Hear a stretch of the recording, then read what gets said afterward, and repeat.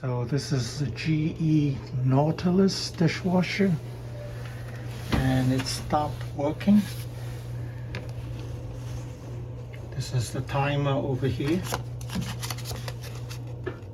There's AC to it, so you have to be careful.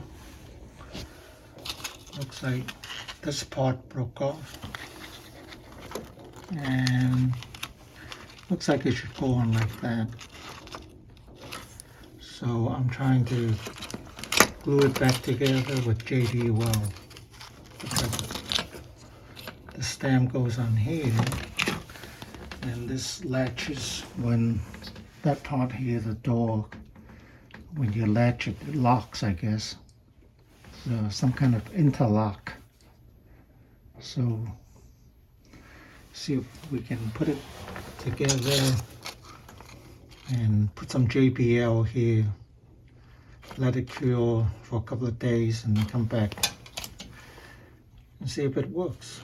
Actually goes like this, and when you close the door, the spring here, and it closes the switch. There are two switches here, then your dishwasher will operate.